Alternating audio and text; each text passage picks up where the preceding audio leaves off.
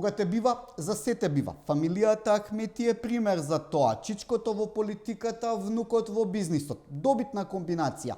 Поранешниот командант на ОНА никако да се помири дека веќе не е на власт. Добро, нема ни да биде веќе долги години. Али Ахмети, за да привлече внимание, посегна по најсигурната варијанта, национализам и понижување на македонците. Али многу се навредил на прашањата зошто албанците во Македонија зборувале на албански, а не на македонски јазик кој е официјален јазик. Демек ако тие одат во Албанија, а тие што зборуваат бугарски одат во Бугарија, на кого ќе оставеле Македонија? Леле, патетики. На македонците се разбира. Вака команданте, никој од македонците не сака да оди во Бугарија. Зошто би оделе во Бугарија кога тука си имаат своја матична држава на која се говори на македонски јазик? А која е твојата матична држава? Швајцарија, Косово, Албанија. Секаде си бил помалку. Команданте, да те прашам, си отпеал ли некогаш македонската химна? Си отишол ли некогаш на надпревар на македонската репрезентација меѓу твоите сограѓани македонци да покажеш дека ја почитуваш оваа држава? Ваквиот речник може да те однесе само на едно место, во Хаг, ако оние од Кале решат да те приберат, како што го пушти Артан Грубин из вода, за тебе око нема да им трепне. Подобро среди си ја партијата, како што почнаа да си заминуваат или да бегаат од партијата, ќе ти останат само безнисите, твои или на внукот Дрин Ахмети, кој на 26 години врти милиони. Тој Дрин, исто како неговиот чичко на 26 години, не зборува македонски јазик, туку англиски, како зајазда е кварт во Њујорк, а не село кај Кичево. Во интервју за Република, Дрин рече дека без помош на неговиот чичко направил пари. Ахмети не ни знаел што работи внукот. Му веруваме, од толку проблеми во партијата ќе се занимава уште со бизнисите на внукот. Се нема време за се. Zero. You can name one person, company, entity, whatever that my uncle connected me with or pressured to help me, any entity. You can say, was this one? There's nothing. None. Never. Еве Дрин се знае и со обвинителот за организиран криминал. Што да прави? Заја се мало село. Сакаш некеш ке се сретнеш. За фотографијата на која е обвинителот за организиран криминал и неговиот татко настанала сосема случајно. Била некоја семејна веселба. Паднала и песна, а кога ќе падне песна, ќе падне и некоја фотографија.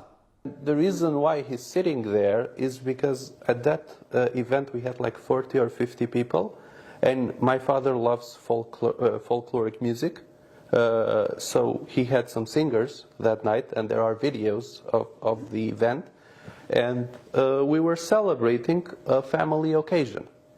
So yeah, he's known to us. I know him. I have met him maybe 4 or 5 times in my life, maybe 4 or 5, but I have never ever asked him. Ако сте заборавиле, Дрин минатата година беше фатен со цел гепек петариди или популарно наречени пиратки. Но не се секирете, Дрин имал дозвола за нив, иако рече ке си плати казна од 200 евра. Се прашувате зошто му биле 750 петарди. Дел биле наменети за рудникот за минирање кај Кичево, а со другите петарди сакал да им приреди пиротехничко шоу и огломет за внуците за Нова година. Тоа е Вујко. Those fireworks were purchased via an invoice, legally. And they were purchased because when I was going home for that New Year's Eve, all my nieces and nephews were there, their kids, and they like a show of fireworks. Опозицијата никако да ја преболи посетата на премиерот Мицковски на сати присуството на инаугурацијата на председателот Доналд Трамп. Една недела помина тие уште дебатираат. Со кого се видел, каде седел, кој го поканил. Вака да ви објаснам. Тие со кои се сретна премиерот Мицковски, Заев и Филипче не може да ги видат на телевизија. Но и да ги видат нема да знаат кои се. За таче воопшто и не правиме муавет.